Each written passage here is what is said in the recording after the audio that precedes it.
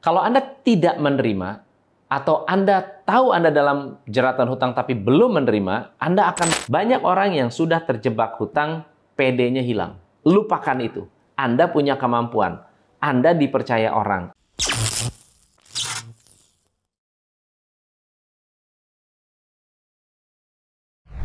Hai, saya Tom MC Ifle, founder Top Coach Indonesia. Kita akan ngomongin soal jeratan hutang.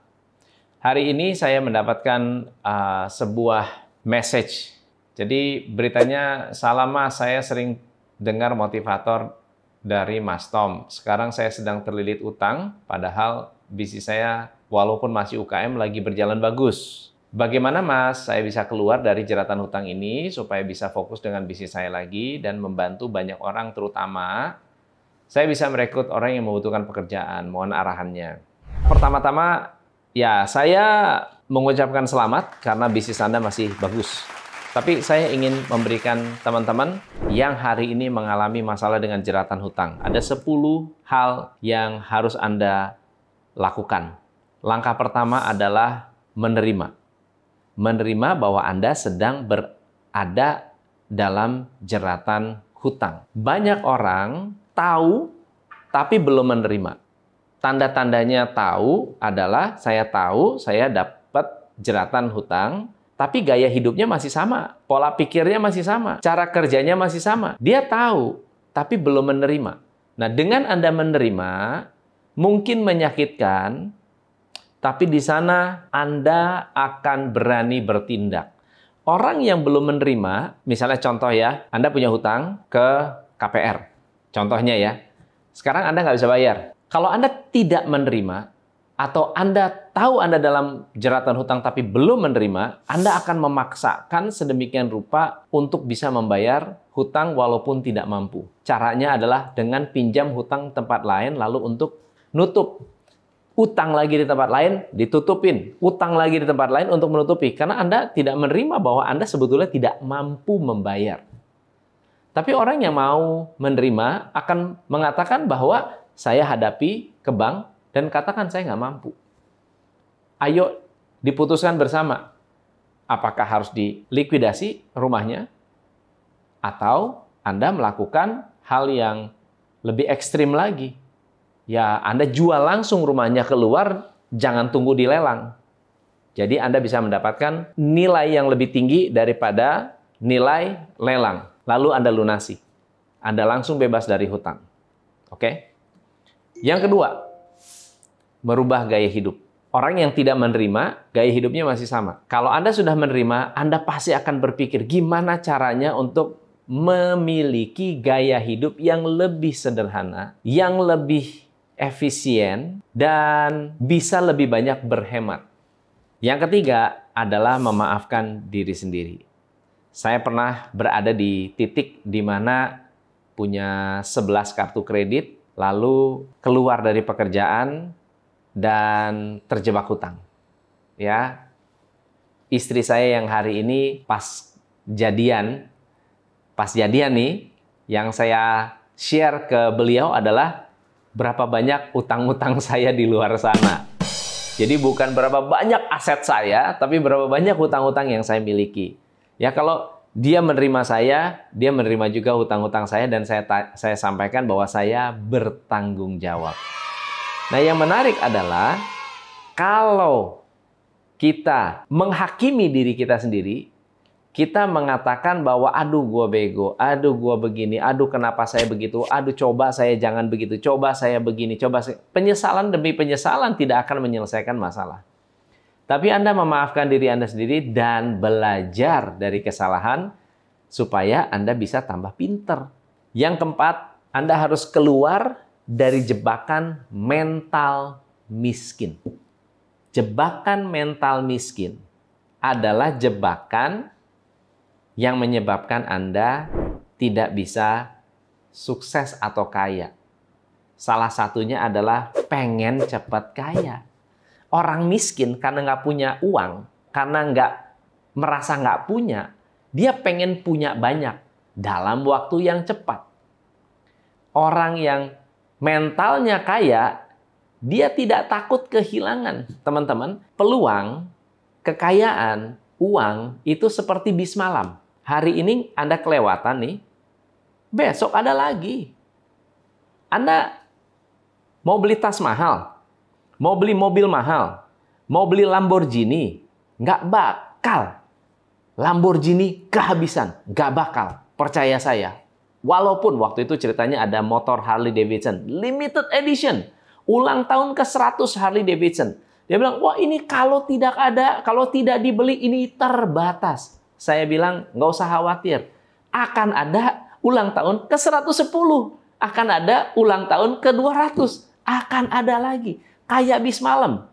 Anda bisa beli lagi. Besok-besok Anda bilang, oh ini tas mahal, nggak bisa dibeli lagi. No problem, nggak usah khawatir. Akan ada lagi. Jadi Anda harus bersabar untuk menderita dulu, dalam arti bersakit-sakit dahulu, tapi bisa bersenang-senang kemudian.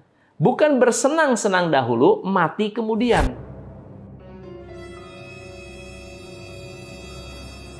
Jadi keluarlah dari jebakan mental miskin. Yang kelima adalah mengembalikan rasa percaya diri. Banyak orang yang sudah terjebak hutang, PD-nya hilang. Lalu merasa bahwa, aduh saya nggak berdaya, oh saya nggak berguna, oh saya nggak mampu. Lupakan itu. Anda punya kemampuan. Anda dipercaya orang. Anda bisa berhutang, Anda dipercaya orang. Jadi, bangunlah kembali rasa percaya diri. Bergaulah dengan orang-orang yang mendukung Anda, yang mendukung kemajuan dan semangat Anda. Belajar, baca buku, ikut seminar, dengar audiobook, nonton YouTube yang bermanfaat. Bangun rasa percaya diri Anda agar Anda bisa memulai kembali. Setelah Anda bangun rasa percaya diri, ini yang keenam. Datang satu-satu kepada orang yang memberi hutang. Datang, jangan Anda dicari-cari. Datang, kunjungi, jelaskan kondisi Anda, jelaskan masalah Anda, dan Anda sampaikan di mana kemampuan Anda, berapa kemampuan Anda. Mau diapakan ya nggak masalah. Saya sampaikan ini adalah itikat baik saya. Jelaskan kepada mereka, jangan lari, jangan pernah kabur kalau Anda punya hutang, ya, dan tetap sopan dan ramah. Kalau bisa, Anda yang update. Mas, saya janji tanggal segini, mohon maaf saya belum bisa bayar. Terima kasih banget udah mengerti. Tapi saya melakukan ini, saya benar-benar jujur. Tapi Anda harus benar-benar jujur ya. Karena banyak banget loh, orang-orang yang begitu tapi manipulatif. Udah dapat duitnya, uangnya udah ada, bisa bayar, tapi memilih untuk pulang kampung. Lebaran di rumah.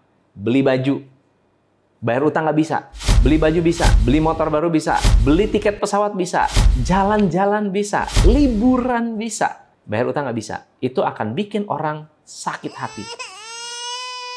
Nah, yang ketujuh, ini bagian yang menurut saya sangat penting, yaitu mengenali money making skill Anda. Setiap orang pasti diberi talenta untuk menghasilkan uang.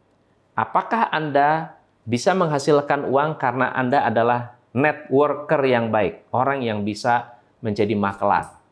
Atau Anda adalah orang yang jago dagang? Atau Anda adalah orang yang suka berkreasi? Kreativitas Anda tuh keren banget. Apakah Anda jago karena Anda mengelola bisnis dengan baik? Lihat money making skill Anda. Dan optimasilah money making skill itu. Nah, yang kedelapan adalah bangun kembali kerajaan bisnis Anda. Bangun lagi pundi-pundi kekayaan Anda. Dengan Anda percaya diri, dengan Anda memiliki gaya hidup yang sederhana, dengan Anda memiliki hubungan yang baik dengan para pemberi hutang, dengan Anda mengenali money making skill Anda, ayo kumpulkan sedikit demi sedikit keuangan Anda, sehingga Anda bisa memiliki kemampuan untuk membayar hutang-hutang Anda. Yang kesembilan, bayarlah hutang yang paling kecil, supaya Anda punya rasa percaya diri dan merasakan kelegaan karena satu demi satu hutang Anda selesai. Kalau tidak, bayar semampu Anda, Tapi ingat Anda harus mencatat. Misalnya Anda tadi punya utang arisan ya. Lalu kemudian Anda bilang, waduh saya utangnya 10 juta, tapi sekarang saya punya 1 juta. Saya bayar 1 juta dulu, saya masih punya utang 9 juta. Tanda tangan, utang 9 juta, 1 juta lunas. Anda rasa confident. Daripada nunggu 10 juta. Kalau dibilang, kamu nunggu 10 juta. Jangan Pak, terima dulu deh 1 juta. Yang penting saya, itikat baik saya dulu deh. Daripada nanti uangnya habis. Daripada, mendingan terima uang 1 juta daripada 10 juta sama sekali hilang sama sekali.